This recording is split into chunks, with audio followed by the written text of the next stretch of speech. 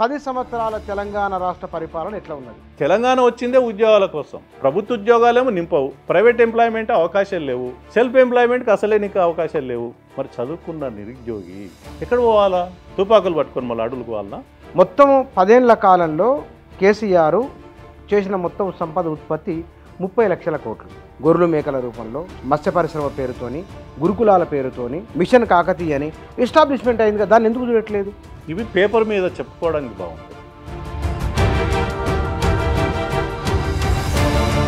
అంటే తెలంగాణలో గడిచిన 10 ఏళ్ల కాలంలో విధ్వంసమే జరిగిందా మీ మాట ప్రకారం?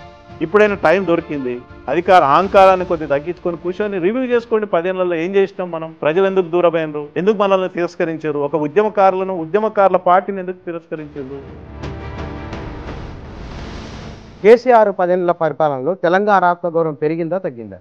నువ్వు తెలంగాణ ఉద్యమ కాలంలోనేమో ప్రజలతో ఉన్నావు, ఆ అధికారంకి వచ్చిన తర్వాత ప్రజలకు దూరమైనవు. తొలి 5 సంవత్సరాలు కేసీఆర్ ఆలోచన తీరు, ఆయన వ్యవహారశైలి ఎట్లా ఉన్నది? అది అడావుడి నిర్ణయాలతోటి, తొందరపాటు నిర్ణయాలతోటి, కొద్దిగా టైం తీసుకోకుండా ప్రతిపక్ష పార్టీని చీల్చి వాళ్ళు 20 మంది 30 మంది.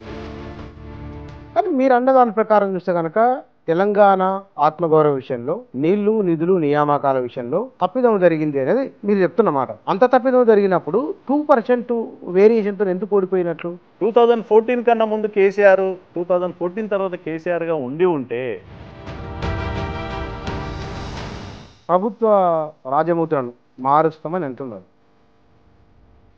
రేవంత్ రెడ్డి గారి ప్రభుత్వం పోకుండా ఉంటే మంచిదని అభిప్రాయం.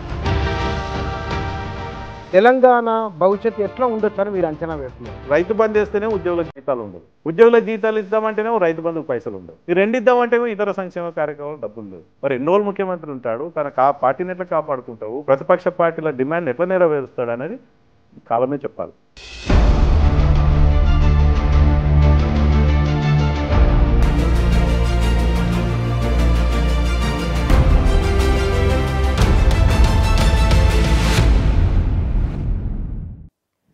నమస్తే. తెలంగాణ రాష్ట్రం ఏర్పడి 10 సంవత్సరాలైంది. దశాబ్ది ఉత్సవాలు జరుగుతున్నాయి.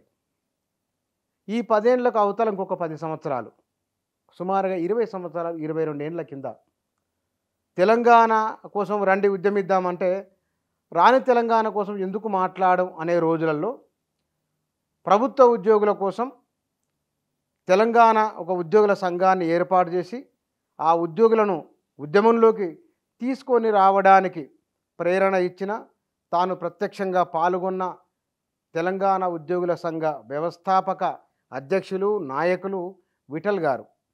తెలంగాణ విఠల్గా చాలామందికి తెలుసు. తన ఉద్యోగాన్ని కూడా కోల్పోయే పరిస్థితి, కేసులు, చాలా రకాల అంశాలు వారి జీవితంలో ఉన్నాయి. వారు తెలంగాణ ఉద్యోగుల సంఘాన్ని స్థాపించే సమయానికల్లా తెలంగాణ ఎట్లా ఉన్నది? 10 సంవత్సరాల తెలంగాణ స్వయంపాలన ఎట్లా ఉన్నది? రేపు భవిష్యత్తు ఎట్లా ఉండబోతున్నది? వారి ఆలోచన ఏమిటి? వారి అంచనాలు ఏమిటి? వీటికి సంబంధించిన విషయాలు తెలుసుకుందాం. నా దగ్గర విఠల్ గారు ఉన్నారు. సార్ నమస్కారం. నమస్తే బచ్చన్న.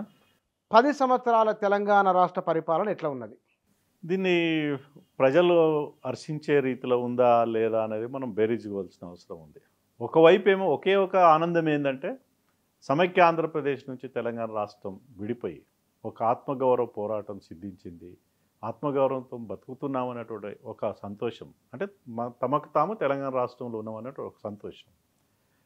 అన్ని రంగాల్లో వనరులు ఉన్నటువంటి రాష్ట్రం, ముఖ్యంగా నిధులు ఉన్నటువంటి రాష్ట్రం, భాషా సంస్కృతులు, చరిత్ర, పోరాట, మంచి స్వచ్ఛమైన మనుషులు, తేనెలాంటి మనుషులు, వెన్నలాంటి మనుషులు, నిష్కల్మషమైనటువంటి మనస్తత్వం కలిగినటువంటి వ్యక్తులు, అంతకుమించి కష్టజీవులు, అంటే తరతరాలుగా, ఇప్పుడే కాదు తరతరాలుగా కష్టజీవులు ఉన్నటువంటి ఈ ప్రాంతం నిజంగా 10 సంవత్సరాల్లో ఆశించినంత స్వరాష్ట్రంలో మనం ఏదైతే అభివృద్ధి కోరుకున్నామో అది జరిగిందా అంటే మనం ఆలోచించుకోవాల్సిన అవసరమే. అంటే 10 ఏళ్ళు అనేది చాలా తక్కువ సమయం కాదు కూర్చొని, చాలా పెద్ద సమయమే. అంటే రివైవల్ ఆఫ్ తెలంగాణకి, రీకన్స్ట్రక్షన్ ఆఫ్ తెలంగాణకి 10 సంవత్సరాలు అద్భుతమైనటువంటి సమయం. బట్ కొన్ని దురదృష్టం ఏంటంటే ప్రజలు హర్షించే రీతిలో మాత్రం తెలంగాణ నిర్మాణం జరగలేదని మాత్రం చాలామంది మాట్లాడుకుంటున్నారు. బహుశా ఉద్యమకారులే కాదు, ప్రజలు కూడా అనుకుంటున్నటువంటి సందర్భం చూసినాం. సో ఎట్లా ఉండాల్సి ఉండేది నిజంగా తెలంగాణ, ఈ 10 ఏళ్ల తెలంగాణ, స్వరాష్ట్ర తెలంగాణ ఎట్లా ఉండాల్సిందంటే చాలా ఆశలు. ఉద్యమ కాలంలో మనం అనేక రకాల ప్రజలకి ఆశలు చెప్పినాం. ముఖ్యంగా దాన్ని సింప్లిఫై చేసి ప్రొఫెసర్ జయశంకర్ గారు లాంటి వాళ్ళు 96 నుంచి 1996 మా లాంటి వాళ్ళు తెలంగాణ ఉద్యమం కోసం ప్రత్యక్షంగా కావచ్చు, ఉస్మానియా యూనివర్సిటీలో విద్యార్థుల నుంచి కూడా ప్రత్యక్షంగానో పరోక్షంగానో ఈ రాష్ట్ర సాధన కోసం కృషిలో భాగస్వామ్యమైనటువంటి వ్యక్తులం. జయశంకర్ గారు దాన్ని ఈ మొత్తం ఉద్యమాన్ని సింప్లిఫై చేసి నీళ్లు నిధులు నియామకాల కోసం స్వరాష్ట్రం ఏర్పడాలని మనం చెప్పినట్టుంది. సో నిజంగా మనం ఈ 3 అంశాలు మనం సాధించినవా అంటే చాలా క్వశ్చన్ మార్క్, అంటే పెద్ద క్వశ్చన్ మార్కే మనకు ఎదురవుతుంది. దేంట్లో మనం నిజంగా సాధించగలిగినాం, దేంట్లో మనం అభివృద్ధి సాధించగలిగినా అంటే డెఫినెట్గా మాట్లాడుకోవాల్సిన అవసరమే. ముఖ్యంగా ఉద్యోగాల విషయానికే వస్తే ప్రత్యేక రాష్ట్ర సాధన మేము తెలంగాణ రాష్ట్ర సాధన చాలా సభలో మాట్లాడేవాళ్ళం. తెలంగాణ రాష్ట్రం వస్తే మనకు 1,00,000 ఉద్యోగాలు వస్తాయని.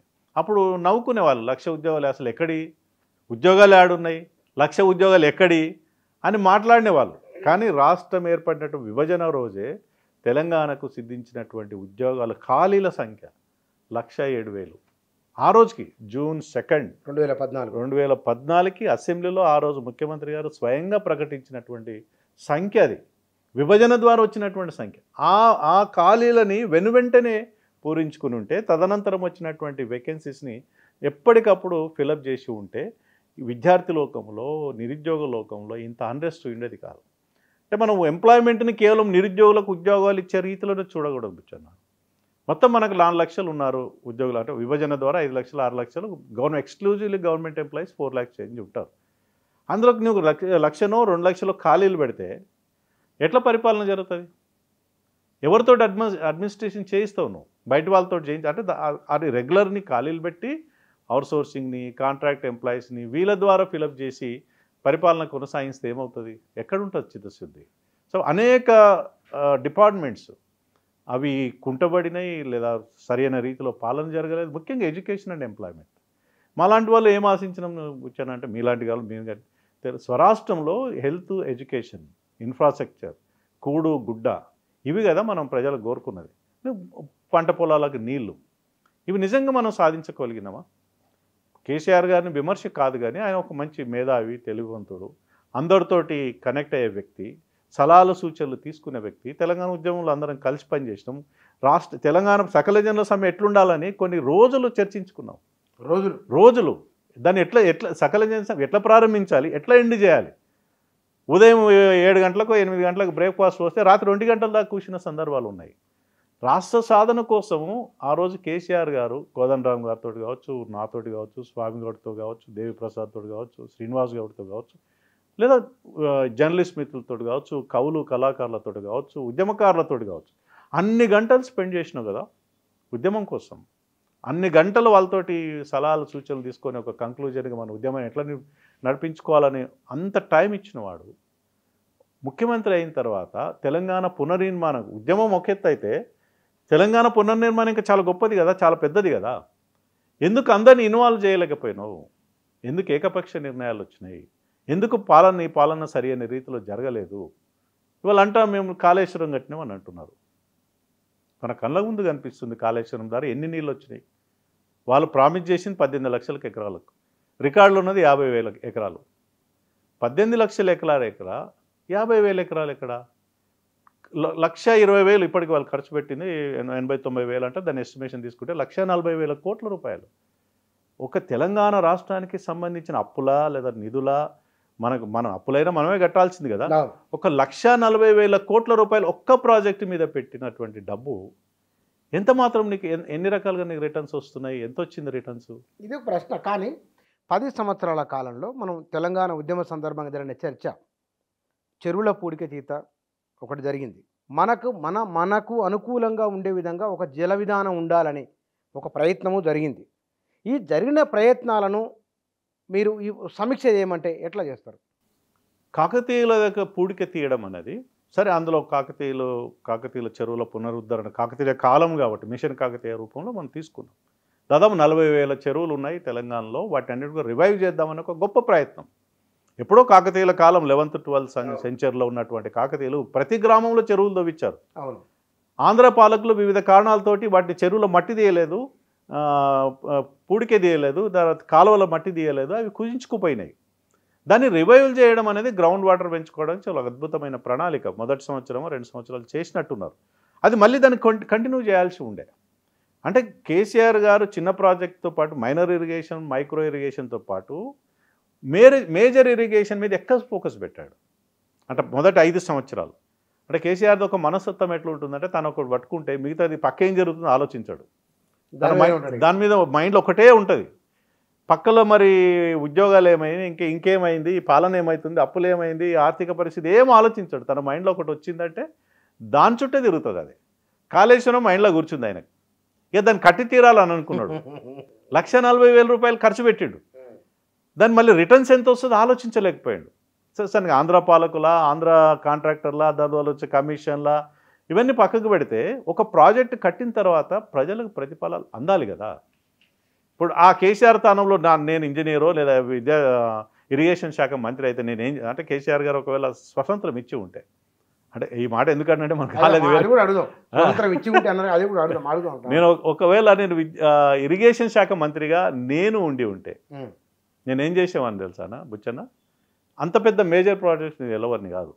సరే అప్పటికి ఎల్లంపల్లి కట్టిర్రు, ఆ తుమ్మిడియాటికి వెళ్ళి నీళ్ళు రావాల్సిన తీసుకొని ఇదే 1,40,000 కోట్ల రూపాయలు తెలంగాణలో 12,000 గ్రామాలు ఉన్నాయి కదా, ఈ 1,40,000 కోట్ల రూపాయలు 12,000 గ్రామాలకు పంచేవాడిని.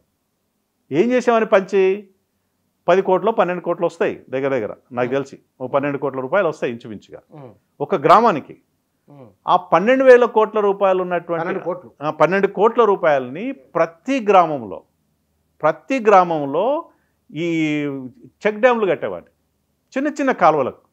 చిన్న కాలువలకు పెద్ద కాలువలకు వాగులు వంకలకు చెక్ డ్యామ్లు కట్టి ఉంటే ఆ గ్రామం సస్యశ్యామలమయ్యేది. గ్రౌండ్ వాటర్ ఇట్లా మనం బోర్లు వేసుకోవాల్సిన అవసరం ఉండకుండే. అవే నీళ్ళు ఉవ్వెత్తున ఉల్టా ఎగిసి పడతా ఉండే. ఒకవేళ బోర్లు వేసుకున్న 50 మీటర్లనో 20 మీటర్లనో 100 మీటర్ల పడేది. నేను మా గ్రామంలో నేను ప్రయోగం చేశాను. ఆ రోజు హరీష్ రావు గారు మంత్రి ఉన్నారు. ఒక్క చెక్ డ్యామ్ తీసుకున్నాం మా ఊర్లో. మాకు పెద్ద ఎత్తున నీళ్ళు వెళ్ళిపోయేది. 2 వాగులు ఉంటే నీళ్ళు ఒక చుక్క నీళ్ళు ఆగేది చెక్ డ్యాములు లేకుండా.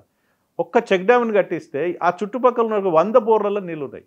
ఈ రోజు వరకు కూడా 100 బోర్లలో ఎక్కడ నీళ్ళు 50 మీటర్లు 100 మీటర్ల నీళ్ళు పడతాయి.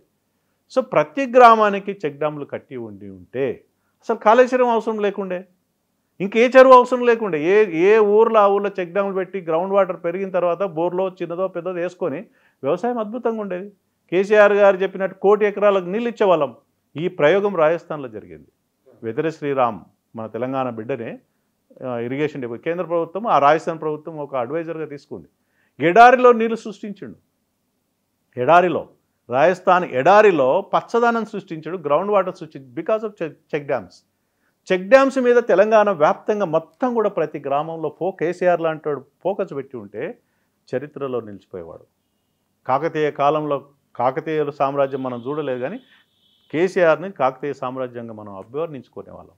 ఇవాళ ఏమైంది, ఒక పెద్ద అప్రతిష్ట కొనుక్కున్నాడు కదా, తెచ్చిపెట్టుకున్నాడు కదా, ఏం లాభం వచ్చింది? అట్లా నీళ్ళ విషయంలో ఈ రకమైనటువంటి తప్పిదాలు ఆయన తెలిసి పొరపాటు చేసిండా తెలవక పొరపాటు చేసిండా, ఇట్స్ అ మిస్టేక్. కానీ అది చాలా భారీ నష్టం జరిగింది తెలంగాణకి. ఉద్యోగాల విషయంలో నేను సర్వీస్ కమిషన్ మెంబర్గా నా అవకాశం వచ్చింది. కేసీఆర్ గారు ఇచ్చారు. నేను ఇంకా ఈ రోజు వరకు కూడా నా సర్వీస్ ఉండేది టిల్ టుడే. అవునా? ఈ రోజుకి ఇంకా 2 ఏళ్ళు 3 ఏళ్ళు సర్వీస్ ఉండేది. నా 10-12 సంవత్సరాల సర్వీస్ని వదులుకొని ఒక మెంబర్కి వెళ్ళాను. సరే చైర్మన్ నెక్స్ట్ టైం చైర్మన్ అన్నారు, అవకాశం రాలే. మేము సర్వీస్ చక్రపాణి గారు నేను మొదటి మెంబర్గా మేము కొంత ఎక్సర్సైజ్ చేయగలిగినాం. అంటే జీరో పుట్టుకనే ఏపీపీఎస్ ఆంధ్రాకి పోయింది. తెలంగాణ సర్వీస్ కమిషన్ మేము ఎస్టాబ్లిష్ చేసి, మేము ఆఫీస్ చూసుకొని, మేము అటెండర్లు నింపించుకొని, మేము ఆ స్టాఫ్ని తీసుకొని, మేము ఇన్ఫ్రాస్ట్రక్చర్ క్రియేట్ చేసుకొని ఎంప్లాయ్మెంట్ క్రియేషన్కి మా ప్రయత్నం మేము చేసినాం. మొదటి దఫాలో 14 నుంచి 20th వరకు చిన్న మచ్చ లేకుండా ముఖ్యమంత్రి గారు కానీ ప్రభుత్వాన్ని కానీ చిన్న మచ్చ లేకుండా 30,000 ఉద్యోగాలు ఇవ్వగలిగినాం. 2 లక్షల ఖాళీలు ఉన్నాయి. ఆ రోజు కూడా మేము ఉన్నప్పుడు కూడా 2 లక్షల ఖాళీలు ఉన్నాయి. మేము ఏం చెప్పామంటే ఈ విషయం బాగా మీరు ఫోకస్ చేయాలని. ఇప్పుడు ఈ ప్రభుత్వం కూడా ఈ విషయం తెలియదు, కేసీఆర్ గారు కూడా తెలుసు, కానీ ఆయన కొద్దిగా దీన్ని ఫోకస్ పెట్టలే. ఆయన మైండ్ అంతా కాళేశ్వరం ఉంది. ఏం చేయాల్సి ఉండే ఎంప్లాయ్మెంట్లు అంటే చంద్రబాబు నాయుడు లాంటోడు ఎప్పుడో 1996లో ముఖ్యమంత్రి అయి వరల్డ్ బ్యాంక్ కండిషన్స్ను అంగీకరించుకొని ఈ ప్రభుత్వ శాఖలలో రెగ్యులర్ ఉద్యోగులు నియమించకూడదని ఒక సర్క్యులర్ ఒక విధానం తీసుకొచ్చాడు, జీవన్ తీసుకొచ్చాడు. ఆ రోజుల్లో అవుట్సోర్సింగ్ ఎంప్లాయ్మెంట్ క్రియేట్ చేశాడు. అది చట్ట వ్యతిరేకం, చట్ట విరుద్ధం. రెగ్యులర్ ఎంప్లాయ్మెంట్ అదేమైందంటే ఎస్ఎంపీసీ అని సెక్రటరీ ఆ జీవో ప్రకారం సర్ప్లస్ మ్యాన్ పవర్ సెల్ అంటారు, దాన్ని ఎస్ఎంపీసీ అంటారు. ఆ ఎస్ఎంపీసీని ఏర్పాటు చేసి ఏర్పడే ప్రతి ఖాళీని నింపొద్దు అనేది ఆ డైరెక్షన్. అత్యవసరమైతే తప్ప, అవసరమైతే తప్ప ఖాళీలను నింపకూడదని ఆ డైరెక్షన్. ఈ రోజు వరకు కూడా లైవ్లో ఉంది ఎస్ఎంపీసీ. సర్ప్లస్ మ్యాన్ కేసీఆర్ గారు 10 సంవత్సరాల్లో కూడా పాత జీవో లైవ్లో ఉంది. ఈ రేవంత్ రెడ్డి గవర్నమెంట్ లైవ్లో ఉంది. దాన్ని వ్యతిరేకించి తెలంగాణ ఉద్యమంలో వ్యతిరేకించినాం, అదే కదా చెప్పడానికి. ఆయన మాలాంటి వాళ్ళు చెప్పే ప్రయత్నం చేస్తే వినలేదు కేసీఆర్ గారు. ఈ రోజు వరకు కూడా ఆ విధానం లైవ్లో ఉంది. కాబట్టి ప్రభుత్వ ఉద్యోగాలు ఎన్ని ఖాళీలు ఉన్నా ఆ త్రో ఎస్ఎంపీసీ సర్ప్లస్ మ్యాన్ పవర్ సెల్కి పోయినప్పుడు ఒక డిపార్ట్మెంట్లో 1000 ఖాళీలు ఉంటే నీకు 1000 ఎందుకయా, 100 జాలని ఇచ్చేస్తారు. 900 ఖాళీలు ఉంటాయి. ఇంకొక ఆ జీవో ప్రకారం ఏం చేసి రెగ్యులర్ ఏదైతే వేకెన్సీస్ ఉన్నాయో 6 నెలల్లోగో ఆ వేకెన్సీస్ని అబాలిష్ చేస్తారు. వేకెన్సీ ఉండదు, క్యారీ ఫార్ చేయరు, అంటే పోస్టల్ ఉండదు. ఓకే. ఈ విధానాన్ని ఈ రోజు కూడా నేనేం చెప్పానంటే కేరళ, నేను చక్రపాణి గారి ద్వారా నేను కేరళ సర్వీస్ కమిషన్ దగ్గరికి వెళ్ళాను. అక్కడ విధానం ఏముందంటే right from attender to IAS officer లేదా group 1 officer, RTC driver, conductor కూడా కేరళ పబ్లిక్ సర్వీస్ కమిషన్ ద్వారా రిక్రూట్ అవుతారు. కండక్టర్ డ్రైవర్, అటెండర్, స్వీపర్ కూడా. అక్కడ ఏం చేస్తారంటే గవర్నమెంట్కి రాదు వేకెన్సీ పొజిషన్, గవర్నమెంట్ పర్మిషనే అవసరం లేదు. ఎస్ఎంపీసీ ఇట్లా ఇప్పుడు మన దగ్గర పెట్టిన ఎస్ఎంపీ పర్మిషన్ అవసరం లేదు, ఆర్థిక శాఖ అనుమతి అవసరం లేదు, ముఖ్యమంత్రికి పర్మిషన్ అవసరం లేదు. వేకెన్సీ ఏర్పడ్డది కదా, ఆల్రెడీ అది ఒకప్పుడు శాంక్షన్ అయి పోస్ట్ కదా, డైరెక్ట్ సర్వీస్ కమిషన్కి రాస్తారు. సర్వీస్ కమిషన్కి రాసి క్యాలెండర్ ఉంటుంది అక్కడ. జనవరిలో నోటిఫికేషన్ ఇస్తారు, ఏప్రిల్ మేలో రిక్రూట్ చేస్తారు. ఆ తర్వాత వెంటనే అపాయింట్మెంట్ ఆర్డర్స్. అక్కడ ఎంత గొప్ప విధానం, ఎంప్లాయ్మెంట్ విధానం ఉందంటే ఈ రోజు వరకు కూడా 40,000 ఉద్యోగులు ప్రతి సంవత్సరం ఎంప్లాయ్మెంట్ ఇస్తారు. 40,000 ఎవ్రీ ఇయర్. చిన్న రాష్ట్రం, మనకన్నా ఇంత ఇంచుమించుగా మనది. ఎట్లా ఇవ్వగలుగుతున్నారంటే ఎవ్రీ ఫ్యూచర్ వేకెన్సీని. బుచ్చన్న ఒక టీచరో లేదా ప్రొఫెసర్గా December 31st రిటైర్ అవుతున్నాడు. సర్వీస్ కమిషన్ ఏం చేస్తుందంటే 31st డిసెంబర్ రిటైర్ అవుతుంది కాబట్టి బుచ్చన్న ప్లేస్లో విటల్ని నియమించడానికి లేదా ఎక్స్ని నిలబించడానికి నోటిఫికేషన్ ఇచ్చేస్తుంది. అడ్వాన్స్ నోటిఫికేషన్ ఇచ్చి ఎగ్జామ్ పెట్టి ఆర్డర్ను రెడీ చేసి బుచ్చన్నకి ఇస్తుంది, అపాయింట్మెంట్ ఆర్డర్ విటల్కి ఇస్తుంది. ఇక బుచ్చన్న అనేవాడు రిటైర్ అవుతున్నాడు, సో అండ్ సో డిస్కొని January 1st పోయి నీవు రిపోర్ట్ చేయమని 6 నెలల ముందు అపాయింట్మెంట్ ఆర్డర్ ఇస్తుంది. దిస్ ఈజ్ ఎంప్లాయ్మెంట్ కదా. చాలా బాగుంది. ఎంప్లాయ్మెంట్ ఈ రిపోర్ట్ రాష్ట్ర ప్రభుత్వానికి ఇచ్చాను నేను, దాన్ని పట్టించుకోలేదు. ఎంప్లాయ్మెంట్ అంటే బుచ్చన్న మనందరికీ రాంగ్ ఇన్ఫర్మేషన్ ఉంటుంది. ఎంప్లాయ్మెంట్లో 3 రకాలు ఉంటాయి: public employment, private employment, self employment. అసలు ఎంప్లాయ్మెంట్ పాలసీ ముఖ్యమంత్రి గారు దాన్ని ఏనాడైనా చర్చించాడా, రివ్యూ చేశాడా? పబ్లిక్ ఎంప్లాయ్మెంట్ సంవత్సరానికి 2 లక్షలు, 50,000, 20,000 ఎవ్రీ ఇయర్. ఈ పిఎస్సికి ఇచ్చేస్తే వాళ్ళు రిక్రూట్ చేసుకుంటారు. ఎవరు ఇన్వాల్వ్ కావాల్సిన అవసరం లేదు. నీ దగ్గరికి ఎందుకు ఫైల్ రావాలి, ఫైనాన్స్ శాఖకి ఎందుకు రావాలి ఫైల్? డైరెక్ట్ వేకెన్సీ వాళ్ళు డిపార్ట్మెంట్ వాళ్ళు పిఎస్సికి రాసుకుంటారు, వాళ్ళు ఎగ్జామ్ పెట్టాలి, కండక్ట్ చేయాలి, అపాయింట్మెంట్ ఆర్డర్స్ ఇచ్చేయాలా. అది పబ్లిక్ ఎంప్లాయ్మెంట్. ఏ వేకెన్సీ ఎప్పటికప్పుడు అది రిక్రూట్ చేసే పబ్లిక్ ఎంప్లాయ్మెంట్. ప్రైవేట్ ఎంప్లాయ్మెంట్ని మనం ఎంకరేజ్ చేయొచ్చు. ఇండస్ట్రీస్, మనం భూములు ఇస్తాం, రైతుల దగ్గరికి వెళ్ళి భూములు గుంజుకొని పరిశ్రమలకు ఇస్తాం, రోడ్లు ఇస్తాం, ఎలక్ట్రిసిటీ ఇస్తాం, వాటర్ ఇస్తాం. ఎందుకు? కారణం ఏంటి? ప్రైవేట్ ఎంప్లాయ్మెంట్ ఎందుకు మనం ఎంకరేజ్ చేస్తాం ఇండస్ట్రీస్ని అంటే ఎంప్లాయ్మెంట్ కోసం. కానీ మనకు ప్రైవేట్ ఎంప్లాయ్మెంట్లో రిజర్వేషన్ లేదు.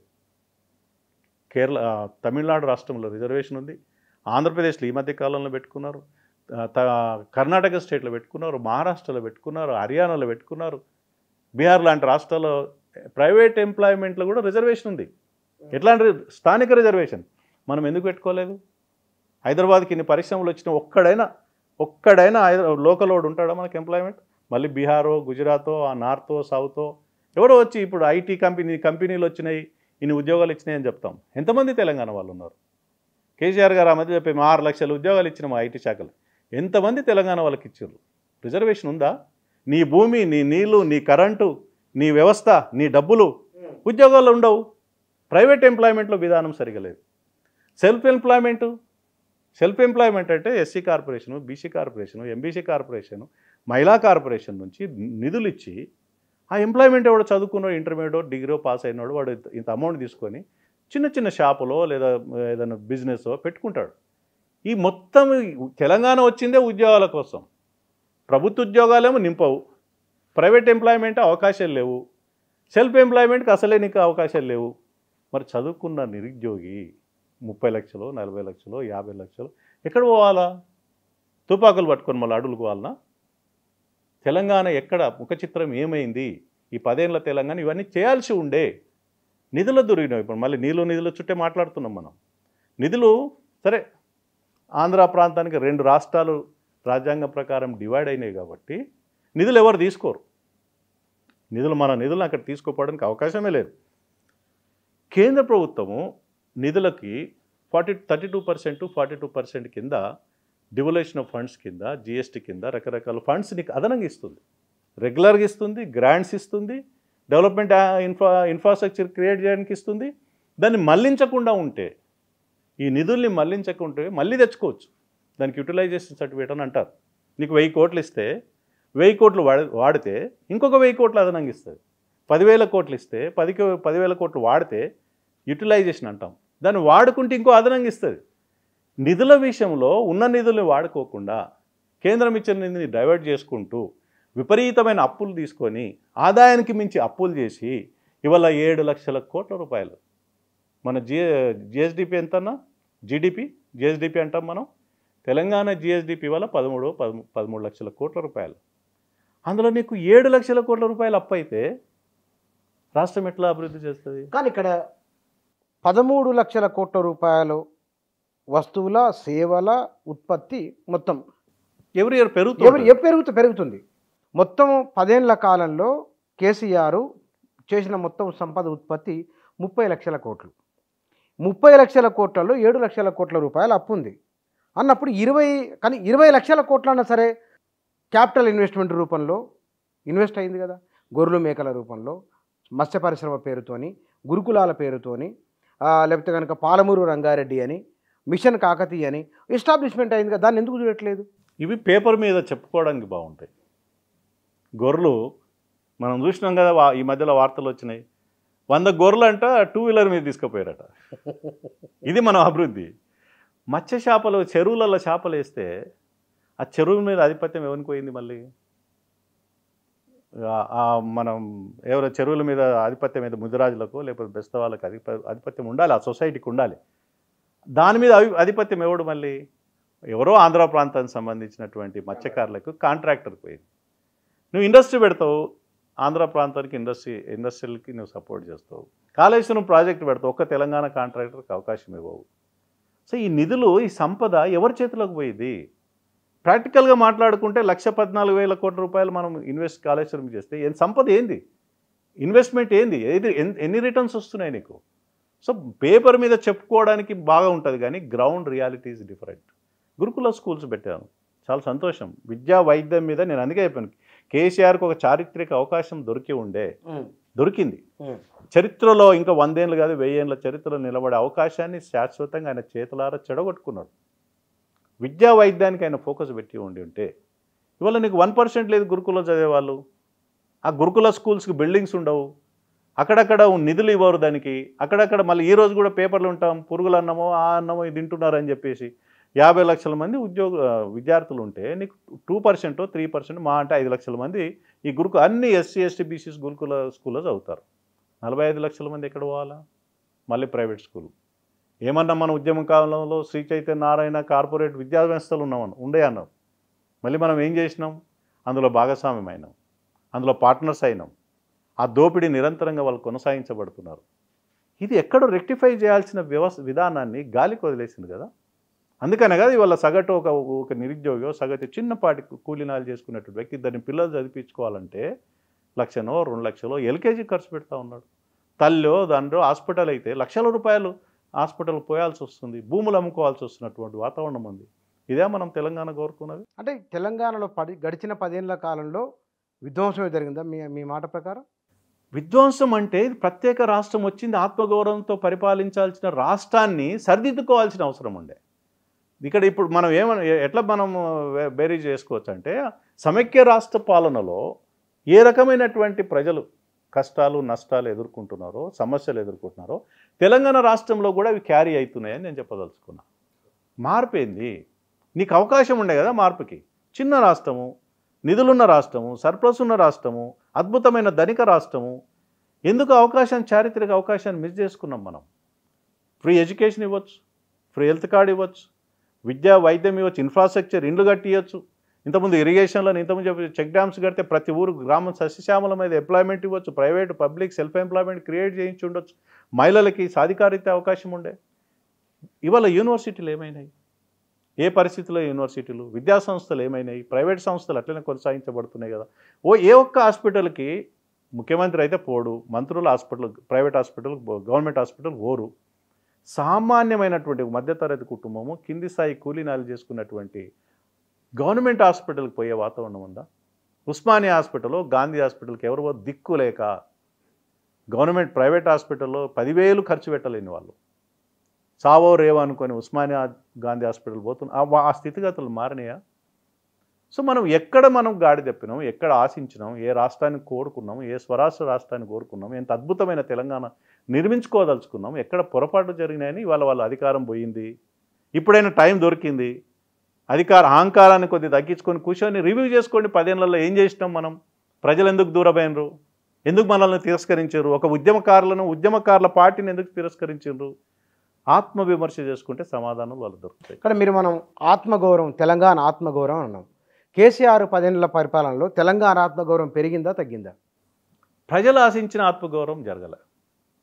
ప్రజలు ఇంకో వేరే రీతిలో ఆలోచించారు. ప్రజాస్వామ్య పాలన కోరుకున్నారు. ముఖ్యమంత్రి అనేవాడు మాకు అందుబాటులో ఉండాలని కోరుకున్నారు. అంటే ఇది రాజరిక పాలన, ముఖ్యమంత్రి ఏమవసరం అనవచ్చు. కింది స్థాయి గ్రామాల్లో ఉన్నటువంటి వ్యక్తికి ముఖ్యమంత్రి ఏమవసరం అని అనొచ్చు. కానీ అది ఒక ఫీడల్ మనస్తత్వం అవుతుంది. ఎప్పుడో చరిత్రలో మనం చదువుకున్నాము, నిజాం పీరియడ్లో కూడా నిజాం రాజు, ఫ్యూడల్ అనే రాజు కూడా ప్రతిరోజు ప్రజలతోటి దర్బార్ ఏర్పాటు చేసేది. ఇప్పటికీ ఉంది అది మన అసెంబ్లీ పక్కలో దర్బార్ జూబ్లీ హాల్లో. ఇప్పటికీ ఆ దర్బార్లో ఆయన కుర్చీ ఉంటుంది, ఆడ గంట ఉంటుంది. ఎవరైనా పోయి కలవచ్చు అనే అవకాశం ఎప్పుడు రాజుకున్నది, నిజాం కాలంలో ఉంది. కానీ బుచ్చన్న కేసీఆర్ గారు తన కోటను నిర్మించుకొని గేట్లు పెట్టుకొని ఎవరికి అవకాశం, ఎమ్మెల్యేలకు, మంత్రులకు, అధికారులకు, సామాన్యమైన పబ్లిక్లకు, ఉద్యమకారులకు ఎవరికి అందుబాటులో వేసుకొని ఒక పెద్ద కోట నిర్మాణం చేసుకొని ఆ కోటలో తనే బందీ అయ్యిండు. తను ఇంకోడు గలవాడు, బయటోడు గలవదు, ఆయన బయటికి రాడు. ఎందుకు మీ దగ్గరికి వెళ్ళి పరిచయం కదా, ఎందుకు అట్లా? ఆయన మెంటాలిటీ కావచ్చు, ఆయన మనస్తత్వం కావచ్చు. రాష్ట్రం వచ్చింది, నేనే దీని కింగుని, ఎవరికి కలవాల్సిన అవసరం ఏముంది, కలిస్తే ఏదో అడుగుతారేమో, ఏదైనా పైరవులు ఉంటాయేమో అని అనుకున్నాడు. కానీ అందరూ పైరవుల కోసమో దానికోసం పోరు. తమ కష్టాలని, నష్టాలని, బాధల్ని చెప్పుకోవడానికి తీరుతాయి, తీరకపోతే తీరయి అవకాశం లేకుండా చేసుకున్నాడు కదా. ప్రజలకు దూరం అయ్యింది కదా. నువ్వు తెలంగాణ ఉద్యమ కాలంలోనేమో ప్రజలతో ఉన్నావు, పరిపాలన అధికారంకి వచ్చిన తర్వాత ప్రజలకు దూరమైనావు. ప్రజలకు ఎప్పుడు నువ్వైతే దూరమైనావో నిన్ను ప్రజలు దూరం చేసుకున్నారు. అదే జరిగింది కదా. కానీ ఇక్కడ మీ తెలంగాణ 5 సంవత్సరాలు మీరు కేసీఆర్ కలిసే ఉన్నారు కదా. తొలి 5 సంవత్సరాలు కేసీఆర్ ఆలోచన తీరు, ఆయన వ్యవహార శైలి ఎట్లా ఉన్నది? మొదటి 5 సంవత్సరాలు కొంత డెమోక్రటిక్ వ్యవహార శైలిలో, పద్ధతిలో, మనం కొత్తగా వచ్చింది, నమ్మి అధికారంలోకి ఇచ్చారు, దీన్ని నిర్మించుకుందాము, దీన్ని ఏదో ప్రయత్నం చేద్దాం అనేటువంటి ఆలోచన ఉండే. అందుకని కొంత పెద్ద ప్రాజెక్టులు తీసుకుంటే నీళ్ళు మొత్తం ఉత్తర తెలంగాణకి కాళేశ్వరంతో నీళ్ళు ఇవ్వచ్చు, దక్షిణ తెలంగాణకేమో పాలమూరు రంగారెడ్డితో నీళ్ళు ఇవ్వచ్చు అనే ఒక ఆలోచన ఉంది. అది అడావుడి నిర్ణయాలతోటి, తొందరపాటు నిర్ణయాలతోటి, కొద్దిగా టైం తీసుకోకుండా అడావుడిగా న్యాయంలో ఈ 2 ఎలక్షన్ వస్తున్నాయి, ఎలక్షన్ లోపలనే కట్టేయాలన్నటువంటి కోణం కావచ్చు. దాంట్లో ఇంకేదైనా పొరపాటు జరిగిండొచ్చు, డిజైనింగ్లో లోపాలు ఉండొచ్చు, రీడిజైనింగ్లో లోపాలు ఉండొచ్చు, టెక్నికల్ ఇష్యూస్ కావచ్చు, లేదా కాంట్రాక్టర్కి ఏమైనా కానీ కాంట్రాక్ట్కి ఇస్తే వాడిని డబ్బులు తెచ్చిస్తాడు, ఎలక్షన్లో ఖర్చు పెట్టుకోవాలన్న ఉద్దేశం కావచ్చు. ఏ కారణం చేతన ఆయన మొదటి దఫా డెమోక్రటిక్ ఉన్న ప్రజలకు అందుబాటులో ఉండే ప్రయత్నం చేసినా, ఒక విజన్ తోటి పనిచేసే ప్రయత్నం చేసినా, ఎప్పుడైతే రెండోసారి అధికారంలోకి వచ్చిందో, సెకండ్ టర్మ్ వచ్చిందో, 80 మందిని గెలిపించుకోవడం, 82 మంది ప్రజలకు ఇచ్చారు. అంతటితో ఆగకుండా ప్రతిపక్ష పార్టీలని చీల్చి వాళ్ళగా 20 మందిని 30 మందిని కలుపుకొని 100 మందితోటి ప్రతిపక్షమే లేకుండా చేసుకున్నాడు. ప్రశ్నించేవాడిని నన్ను ప్రశ్నించొద్దు అని అనుకున్నాడు. తద్వారా ఏమైందంటే నేను ఎవడు క్వశ్చన్ చేసేవాడు లేడు, ఏం జరుగుతుందో తెలియదు. కేవలం అధికారులు ఇచ్చినటువంటి డేటా ఆధారంగా, ఇన్ఫర్మేషన్ ఆధారంగా, నీకు దగ్గర ఉన్న వాళ్ళు కొంతమంది ఇన్ఫర్మేషన్ ఆధారంగా నీకు పరిపాలన కొనసాగించబడ్డది. తద్వారా ఎన్నో తప్పిదాలు జరిగినాయి. ఇవాళ మన ప్రజలకు దూరం కావాల్సిన పరిస్థితి వచ్చింది. కానీ తెలంగాణ ఒకానొక చర్చ, కేంద్ర ప్రభుత్వం నుంచి వచ్చిన మంత్రులు కూడా చాలా అద్భుతంగా ఉంది. తలసరి ఆదాయం పెరిగింది, స్కీముల అమలు బాగుంది, ఇక్కడ విద్యుత్ కొరత లేనే లేదు, ఈ ప్రశంసలు కూడా ఉన్నాయి కదా. ఇప్పుడు మొదటి దఫా పాలనలోన ఎవరైతే ఆ మీడియాకి ఇచ్చే వార్తలు కదా చదువుతారు, కింద గ్రౌండ్లో పోయి ఎవరు చూడరు కదా. మీడియాకు ఇప్పుడు మంత్రి వస్తే ఆయనకి ఏదో బ్రీఫింగ్ చేస్తారు, అరే ఇంత బాగుందా, ఇంత అద్భుతంగా ఉందా అని అనుకుంటాడు. మీడియా ముందు ఎవరైనా మైకులు పెడతారు, కానీ ఇది నిజమా అబద్ధమా అని డీటెయిల్గా పోరు కదా. సో దాన్ని ఆ రిజల్ట్స్ని బయటకు రావడానికి కొంత టైం పట్టింది. కాళేశ్వరం గడుతుంటే అద్భుతంగా అన్నారు, వరల్డ్ ఛానలే చూపించింది, ఆ ఛానల్ ఏదో జియోగ్రఫికల్ ఛానల్ చూపించింది. ఇవాళ మళ్ళీ ఆ ఛానల్లో లేదు అది వార్త. ఆ రోజు ఎందుకు జియోగ్రఫీ ఛానల్ చూపించింది, ఇప్పుడు ఎందుకు వార్త లేదు, ఛానల్ ఎందుకు న్యూస్ లేదంటే గ్రౌండ్ రియాలిటీసే డిఫరెంట్ కదా. లోతుగా వెళ్ళినప్పుడే నిజమైన అభివృద్ధి ఏం జరిగింది. ఒక్క విషయంలో ఎలక్ట్రిసిటీ విషయంలో సరే తను జనరేట్ చేసుకున్నాడా, కొనుక్కున్నాడా, డబ్బులు పెట్టి కొన్నాడా, ఇంకేదో చేసినప్పటికీ కూడా ఎలక్ట్రిసిటీ జనరేషన్ మీద ఫోకస్ పెట్టగలిగాడు. ఎందుకంటే ఆయనకు తెలుసు, కేసీఆర్ గారికి ఆ రోజు తెలుసు, తెలంగాణ డిపెండెన్సీ ఎలక్ట్రిసిటీనే. బోరు బావులు ఇప్పుడు కాకతీయుల చెరువులను మనం నిర్మించుకున్నామన్నా, పునర్నిర్మాణం పూడికే తీసినాం. అక్కడ మిస్టేక్ జరిగింది, చాలామంది గ్రహించరు. మిస్టేక్ అంటే తెలుసా తెలియక దాని ఉద్దేశపూర్వక what ever it may be, చెరువుల పూడికని తీసారు కానీ కాలువల పునరుద్ధరణ జరగలే. చెరువు మట్టిని తీసుకొని కట్ట మీద పోసారు. కాలువల పునరుద్ధరణ జరగకపోతే చెరువులోకి వెళ్ళి నీళ్ళు కాలువలకు ఎట్లా వస్తాయి, వచ్చినాయా? సేమ్ కాళేశ్వరం కూడా, కాళేశ్వరం కట్టి కాలువలని నెగ్లెక్ట్ చేశారు. కాలువలు తవ్వలే.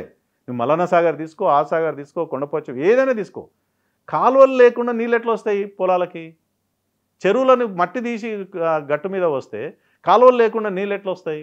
తద్వారా ఏం జరిగిందంటేనా 18 లక్షలు ఉన్నటువంటి బోరుబావులు 2014, ఇది అధికారిక లెక్కలు చెప్తాను నేను, 2014 జూన్ 2కి 18 లక్షలుగా ఉన్నటువంటి బోరుబావులు ఈ 10 ఏళ్లల్లో 28 లక్షలకు పేరినాయి. అదనంగా 10 lakhs బోర్స్ తెలంగాణలో రైతులు ఒక్కొక్క బోరు 2 లక్షల 3 లక్షల ఖర్చు పెట్టి బోర్లు వేసుకున్నారు. కొన్ని వర్షాలు బాగున్నాయి, చెరువులలో నీళ్ళు ఉన్నాయి కాబట్టి బోరుబావుల నీళ్ళు పెరిగినాయి. బోర్లో ఎందుకు పెరిగినాయి, బోర్ల సంఖ్య ఎందుకు పెరిగింది? నీకు ఇరిగేషన్ ప్రాజెక్టులు ఇంప్లిమెంట్ అయ్యి ఉంటే, కాళేశ్వరం ద్వారా నీళ్ళు వచ్చి ఉంటే, చెరువుల ద్వారా నీళ్ళు వచ్చి ఉంటే ఈ బోరుబావులు ఎందుకు పెరిగినాయి? అదనంగా దీనికి కరెంట్ అవసరం ఉంది కదా, ఆ కరెంటుని కొన్నాడు, సప్లై చేయగలిగాడు, అన్ఇంటరప్టెడ్గా జరగగలిగింది. But agriculture again depends on ఈ బోరుబావులే. బోరుబావుల మీద ఆధారపడే వ్యవసాయం ఉంది. ఈ మధ్య పంట ఇన్ని లక్షల కోట్ల రూపాయలు, ఇన్ని కోటి ఎకరాలలో అంటే 1 కోటి టన్నుల మేము పంట పండించినామంటే రైతులు బోర్లు వేసుకొని పండించిన పంటనే. కానీ మీరు అన్న దాని ప్రకారం చూస్తే కనుక తెలంగాణ ఆత్మగౌరవ విషయంలో, నీళ్లు నిధులు నియామకాల విషయంలో తప్పిదం జరిగింది అనేది మీరు చెప్తున్నమాట. అంత తప్పిదం జరిగినప్పుడు 2% వేరియేషన్తో ఎందుకు ఓడిపోయినట్లు? ఓడిపోయినాం, దగ్గర 40 సీట్లు ఇచ్చారు, తక్కువ. అధికారానికి 10-15 వస్తే గవర్నమెంట్ ఫామ్ అయ్యింది. హైదరాబాద్ని ముఖ చిత్రం చూడాలి. Hyderabad and rural. హైదరాబాద్లో దాదాపు 25-30 సీట్లు ఉంటాయి. ఇక్కడ ఎక్కువ సీట్లు టీఆర్ఎస్ గెలవగలిగేది.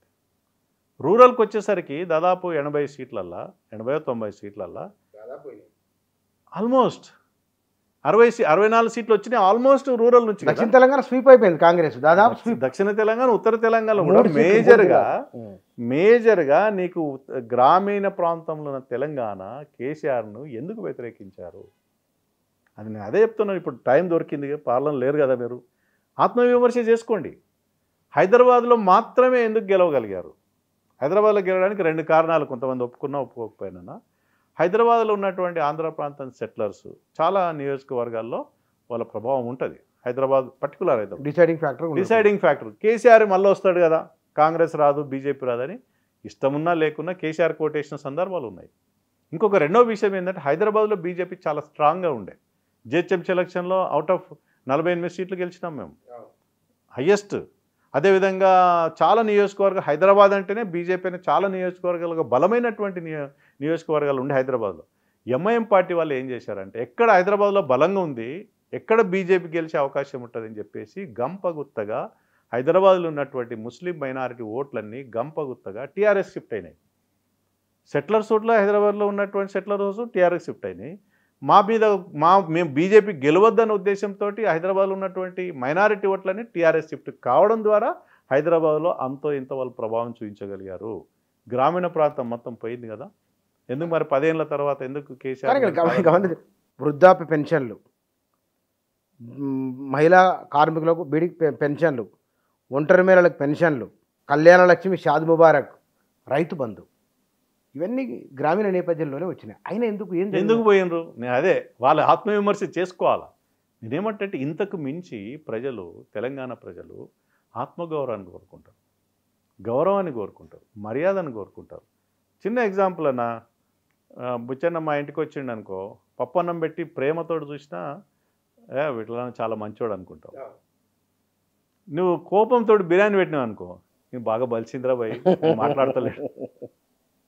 మాట్లాడతలేడు ఏదో ఇట్లా పడేసిపోయిండు అనుకుంటాం.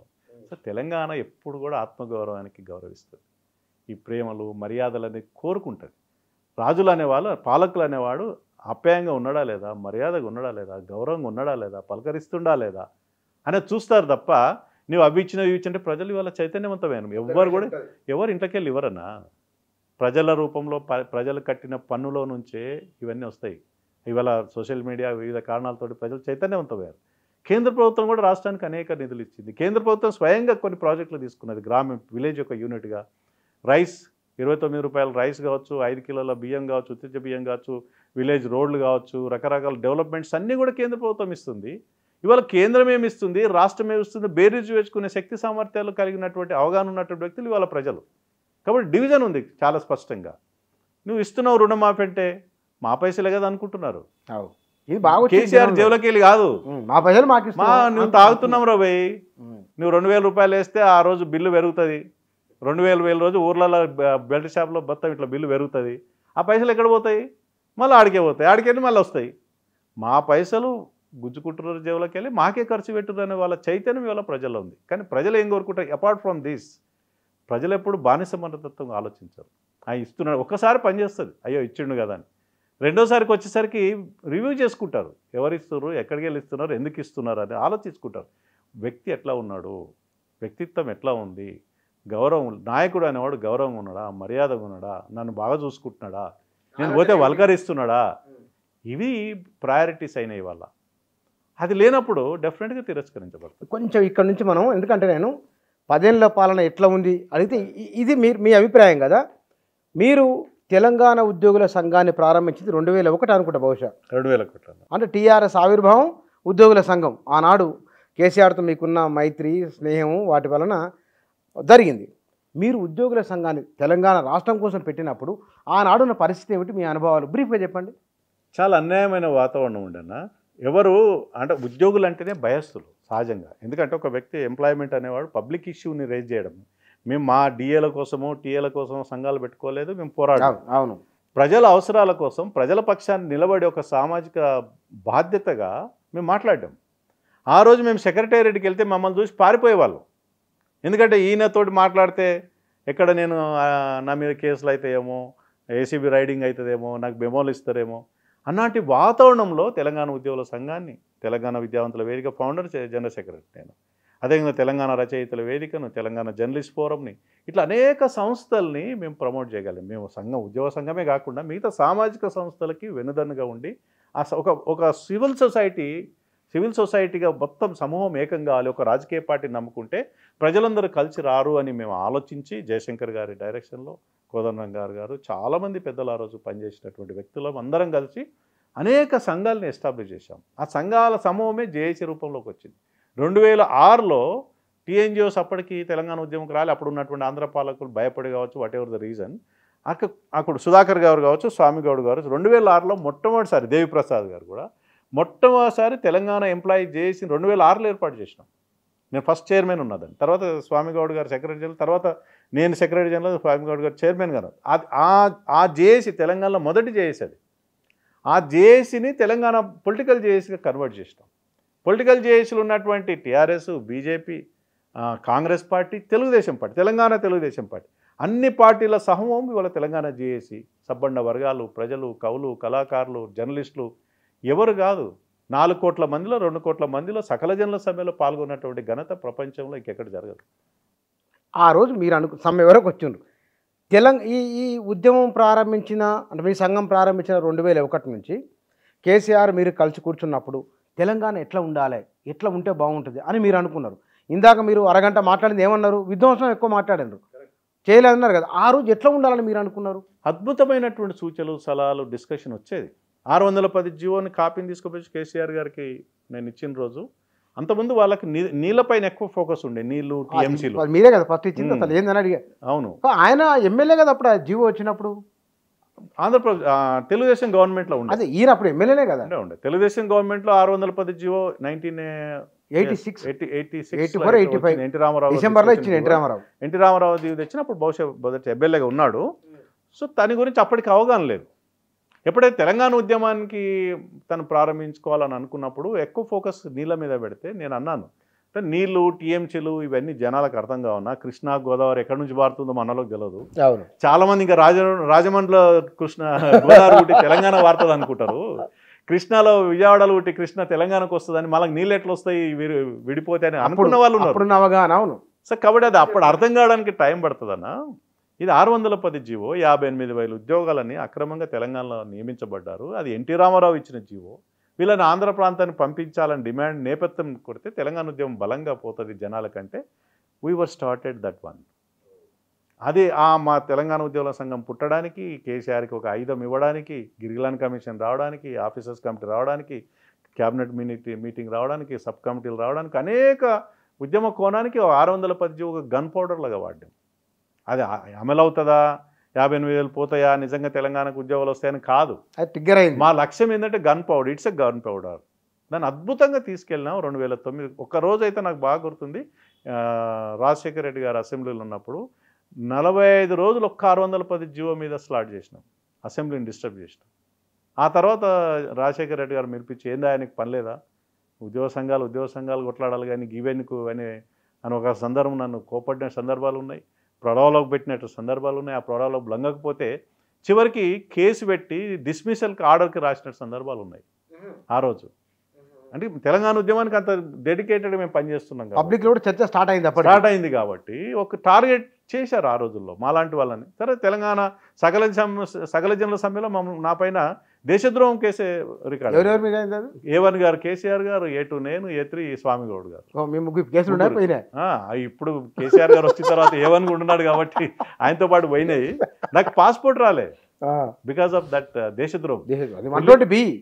Police rebellion act, more than 120B police rebellion act తీసుకొచ్చారు. 1857 సాయుధ తిరుగుబాటు చట్టాన్ని తీసుకొచ్చి బ్రిటిష్ కాలం నాటి చట్టం దుమ్ము దులిపి ఆ సెక్షన్స్ పెట్టి, సరే కిరణ్ కుమార్ రెడ్డి గారు కేసులు అయితే పెట్టాడు కానీ అరెస్ట్ దాకా పోలే, ఏ కారణం ఏదైనా కావచ్చు. అరెస్ట్ అయితే బయటకు వచ్చే వాళ్ళం కాదు. తెలంగాణ రాకుంటే ఈ రోజు వరకు జీవితకాలం జైల్లో ఉండేది. సో అట్లాంటి ఒత్తిడిని, అట్లాంటి ఇన్సిడెంట్ని తట్టుకొని ఏకైక లక్ష్యం తెలంగాణ రాష్ట్రం కోసం పోరాడి రాష్ట్రాన్ని సాధించుకున్న తెలంగాణలో 2014 కన్నా ముందు కేసీఆర్, 2014 తర్వాత కేసీఆర్గా ఉంటే ఇవాళ మళ్ళీ ఆయన చరిత్రలో ఒక చరిత్ర తనకున్న అద్భుతమైన స్థానం. కాకతీయుల తర్వాత ఆ చరిత్రలో తెలంగాణ చరిత్ర ఆ స్థానం ఉండేది అల్టిమేట్. కానీ దురదృష్టము ఆయనకి మరి సలహాదారులు, సూచనదారులు ఉంటారు కదా, నాయకుడు రాజు పక్కలు ఉంటారు వందిమాగదులు, ఎవడు కలవద్దా, ఎవరిని కలవనీయొద్దా, తనే వాళ్ళ కొంతమంది దగ్గర ఉంటారు రాజులకు ఎప్పుడు నిత్యం చెవులు దొరికేవాళ్ళు. అందులో పడిపోయిండేమో కేసీఆర్ గారు అనిపిస్తారు. ప్రజలకు దూరం అయ్యిండు, నాయకులకు దూరం అయ్యిండు, అప్రతిష్ట తెచ్చుకున్నాడు. ఇవాళ ఏంది వార్తలు చూస్తే కేసీఆర్ని నిజంగా బాధ అనిపిస్తుంది. ఆయన మీద వచ్చిన వార్తలు చూస్తుంటే ఫోన్ ట్యాపింగ్ ఏందన్నా, భార్యాభర్తల ఫోన్లు విన్నట్టు రాజకీయ నాయకుల ఫోన్లు వింటారా? ఒక రాజకీయ అవసరాల కోసం చట్ట వ్యతిరేకమైన చర్యలకు పాల్పడతారా? ఏందది? ఏం ప్రతిష్ట తెచ్చుకున్నారు? ఒక కేసీఆర్ అంటే ఒక ఉద్యమ నాయకుడు, స్టాల్వార్డ్. ఇవాళ కేసీఆర్ ఏంది? ప్రజలు అసహించుకున్నటువంటి వాతావరణం ఎందుకు సృష్టించుకున్నాడు కేసీఆర్? ఆ స్థానంలో నేను అట్లుంటే నేను చేసేవాడిని కాదు. ఏం పోయేటప్పుడు 1000 కోట్లో 1,00,000 కోట్లో వస్తాయా పోయేటప్పుడు? ఎన్ని కోట్లు నీ పిల్లలకు అసలు కేసీఆర్ అనేవాడు చారిత్రక ఇంకొక మిస్టేక్ ఏం చేసినట్టే, ఆయన బహుశా ఈ లైవ్ వింటే వినను కాదు, తన కుటుంబ సభ్యుల్ని భాగస్వామ్యం అంటే పాలనా యంత్రాంగం భాగస్వామ్యం చేయడం పొరపాటు.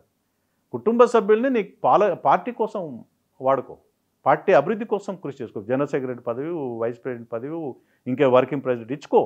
కానీ నీ ఫ్యామిలీలో ఏమైందంటే ప్రజలు తిరస్కారానికి గురడానికి అత్యంత కీలకమైన అంశం ఏంటంటే, మీరు ముఖ్యమంత్రి, మీ అల్లుడు మంత్రి, మీ కొడుకు మంత్రి, ఇంకొక రిలేటివ్ మంత్రి, నీ బిడ్డ ఎమ్మెల్సీ ఎంపీ, ఇంకొక నీకు రోజు నిత్యం సేవలు చేసేటోడు ఎంపీ, అంటే ఒక వినోద్రావు ఒక వైస్ చైర్మన్, మీ ఇంకో సన్నిహిత బంధువు, ఒకే ఒక సామాజిక వర్గానికి సంబంధించిన కుటుంబంలో 5-6 పోస్టులు ఉన్నాయే, 18 పోస్టులు, 6 క్యాబినెట్ ర్యాంక్ పోస్టులు నీ ఇంట్లోనే ఉంటే నీవు ఇచ్చింది బీసీలకు 3, ఎస్సీకి 1, ఎస్సీ మాదిగానే లేనేలేదు, దళిత ముఖ్యమంత్రి అంటే అసలు మాదిగా ఉన్న ముఖ్యమంత్రి డిప్యూటీ ముఖ్యమంత్రి తొలగిస్తేవి.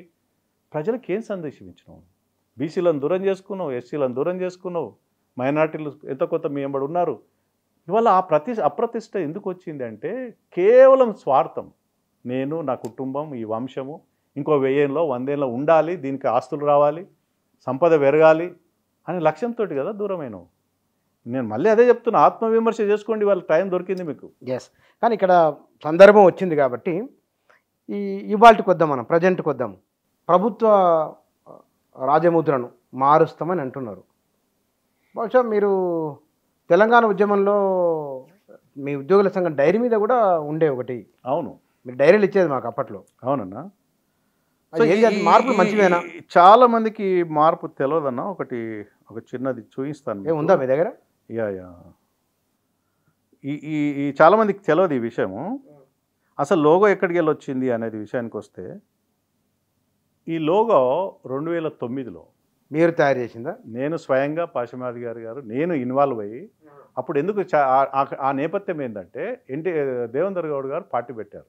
ఆ పార్టీకి జయశంకర్ గారు, నేను, ప్రకాష్ గారు, దిలీప్ గారు, పాషమాది గారు, ఎందుకు ఎవరు తెలంగాణ అప్పట్లో కేసీఆర్ గారు కొంత బై ఎలక్షన్స్ వీక్ అయిన సందర్భంలో దేవేందర్ గౌడ్ ముందుకు వచ్చి పార్టీ పెడితే మేము తెలంగాణ రాష్ట్రాన్ని ప్రకటించుకున్నాం. అప్పుడు తెలంగాణ రాష్ట్రం ఉర్దూలో ఉంది. తెలంగాణ రాష్ట్రాన్ని ప్రకటించుకొని ఆ రోజు టీజీ మేమే ప్రకటించుకొని స్వయంగా ఈ లోగో నేను తయారు చేశాను. ఈ లోగోలో తప్ప అన్ని ఉన్నాయి. కాకతీయులు ఉంది, అశోక చక్రం ఉంది, తెలంగాణ ప్రభుత్వం అని ఉంది, గవర్నమెంట్ ఆఫ్ తెలంగాణ ఉంది. 2009లో ఇది ఇందిరా పార్కులో ఆవిష్కరించుకున్నాం. ఇదే కాపీని దీనినే కేసీఆర్ గారు రాష్ట్రం వచ్చిన తర్వాత ఏల లక్ష్మణ్కి ఇచ్చి మధ్యలో ఒక చైర్మన్ యాడ్ చేసి ఇవాళ తీసుకొచ్చాడు. ఒక అద్భుతమైన, సరే వాటి ప్రజలు అంగీకరించినటువంటి లోగో అది. రేవంత్ రెడ్డి ప్రభుత్వం ఈ లోగోల జోలికి వెళ్ళకూడదని అభిప్రాయం. Sir right are wrong? Sir ఒక విషయంలో అందశ్రీ గారి పాటని ఆ రోజు 10 ఏళ్లలో దాన్ని గుర్తించలేదు, జాతీయ రాష్ట్ర గీతంగా ప్రకటించలేదు. ఇవాళ కేసీఆర్ రేవంత్ రెడ్డి గారు ప్రకటిస్తున్నారు, సంతోషం, వెల్కమ్. కానీ ఈ లోగానికి విషయానికి వస్తే ప్రజలు ఆమోదించినటువంటి లోగో ఇది. ఏ రోజు కూడా ఏ వ్యక్తి కూడా దీనిపైన ఇట్లా లోగో ఇట్లా ఉండాలి, అట్లా ఉండాలి, ఇట్లా ఎందుకు ఉన్నదని ప్రశ్నించలే. కాకతీయ కళా వైభవము, కాకతీయ సామ్రాజ్యానికి చిహ్నం. ఈరోజు కూడా కాకతీయుల తోరణం ఎక్కడ పోయినా మనం ఉంచుకుంటాం. కాకతీయ యూనివర్సిటీ ఆ తోరణం ఉంది, తెలంగాణ వ్యాప్తంగా ఆ తోరణాన్ని మనం వాడుకుంటాం. సో తెలంగాణ రాష్ట్రంలో ఆ లోగోని యాక్సెప్టెన్స్ వచ్చింది. దాని జోలికి వెళ్లకుండా తను పరిపాలించుకోవాలి. మరి ఇవాళ న్యూస్ వచ్చింది, మరి మేమైనా మార్పులు చేర్పులు చేయాలనుకుంటే అసెంబ్లీలో చర్చించుకుంటామన్నారు, అందరి అభిప్రాయాలు తీసుకుంటామని సంతోషమే.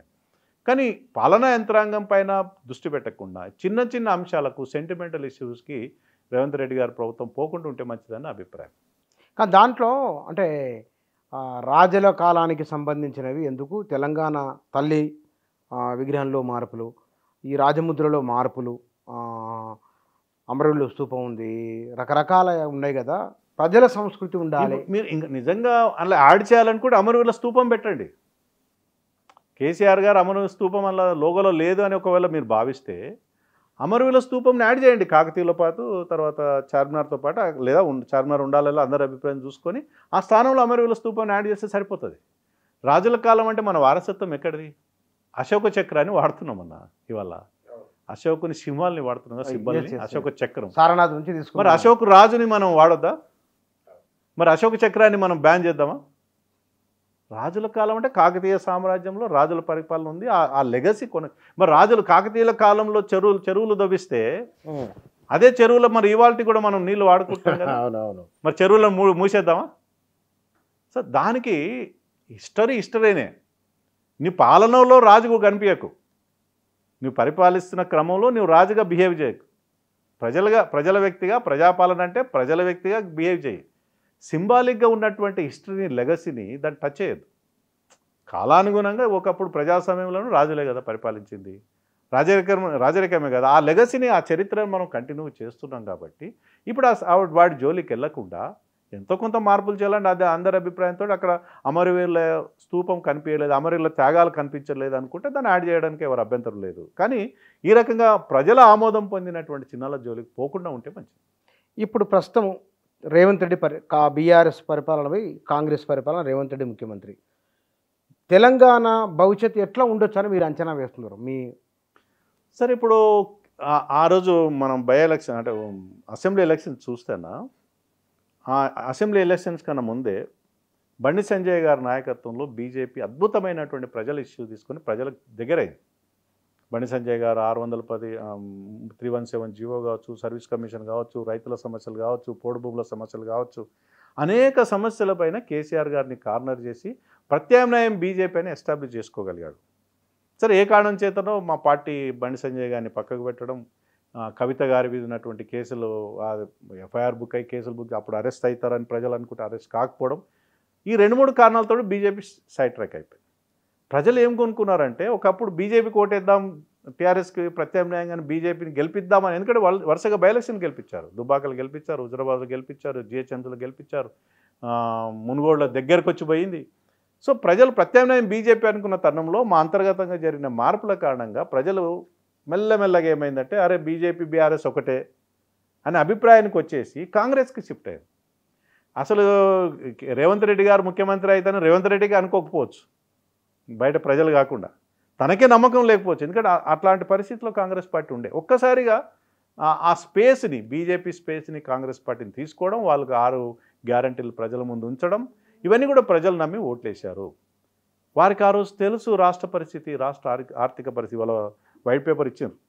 6 లక్షల కోట్లు ఉన్నాయని వాళ్ళు మేనిఫెస్టో పెట్టిన రోజు కూడా తెలుసు. ఇవాళ 6 లక్షల కోట్ల అప్పు, ఉద్యోగుల జీతాలు, పిఆర్సీలు, డిఎల్ ఇవ్వాలి, అభివృద్ధి కార్యక్రమాలు తీసుకోవాలి, వాళ్ళు ఇచ్చిన గ్యారెంటీలు 60-70 వేల కోట్ల రూపాయలు ప్రతి సంవత్సరం కావాలి. ఇవన్నీ ఈ వనరుల సేకరణ ఎట్లా చేస్తాడు? ఆయన పెద్ద సవాల్. ఇవాళ ఎలక్షన్స్ వచ్చినాయి కాబట్టి కొంచెం టైం దొరికింది, ఎలక్షన్ కోడ్ ఆఫ్ కండక్ట్ అని. జనవరిలో వేయాల్సినటువంటి రైతు బంధు 10,000 ఇప్పటికి నిన్న మొన్నటి వరకు కూడా ఇంకా పడుతూనే ఉన్నాయి. మరి ఆల్రెడీ ఈ యాసంగిది వచ్చింది కదా, పునాసది వచ్చింది కదా, మరి దీన్ని ఎప్పుడు వేస్తారు? మళ్ళీ ఇంకో 6 నెలలు పోతుంది. సో ఇక్కడ ఆర్థిక పరిస్థితి రేవంత్ రెడ్డి గారిన సమస్య ఏంటంటే, రైతు బంధు వేస్తేనే ఉద్యోగులకు జీతాలు ఉండవు, ఉద్యోగులకు జీతాలు ఇద్దామంటేనే రైతు బంధుకు పైసలు ఉండవు, ఈ 2 ఇద్దామంటే ఇతర సంక్షేమ కార్యక్రమాలు డబ్బులు లేవు. డబ్బులు లేకుండా మళ్ళీ కొత్తగా లోన్ తెచ్చుకుంటే ఆల్రెడీ ఎఫ్ఆర్బిఎం లిమిట్ దాటింది, 40-50% వరకు అప్పులైనా 25% ఉండాల్సింది, కొత్తగా అప్పు పుట్టే అవకాశం లేదు. కాబట్టి పెద్ద సవాలు ఇవాళ రేవంత్ రెడ్డి గారికి. ములకిరీటం, ఒక రకంగా చెప్పాలంటే ఆయన ముఖ్యమంత్రి పదవి అంటే ములకిరీటమే. ఈ సవాళ్ళు ఎట్లా అధిగమించుకుంటాడు, ఏ రకంగా ఉంటాడు, దానికి మించి అంతర్గత సమస్యలు. ఎప్పుడు కాలుబట్టి గుంజుదామని ఒక సెక్షన్ పార్టీలో ఉన్నట్టు వార్తలు కనిపిస్తూ ఉంటాయి నిత్యం.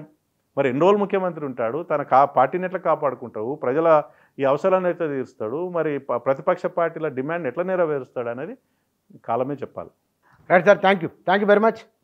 ప్రత్యేక తెలంగాణ రాష్ట్రోద్యమంలో అక్కడి నుంచి ప్రభుత్వంలో భాగస్వామిగా, పబ్లిక్ సర్వీస్ కమిషన్లో మెంబర్గా, తెలంగాణ ఎట్లా ఉండాలి అని ఒక ఆలోచన చేసిన వారిలో ఒక భాగస్వామిగా, ఇవాళ 10 సంవత్సరాల తెలంగాణ, నిన్న ఇవాళ రేపు, నిన్న ఎట్లా ఉంది, ఇవాళ ఎట్లా కొనసాగుతున్నది, రేపు ఎట్లా ఉండబోతున్నది అంశాలపైన వారి అభిప్రాయాలు ఇవి. Thank you.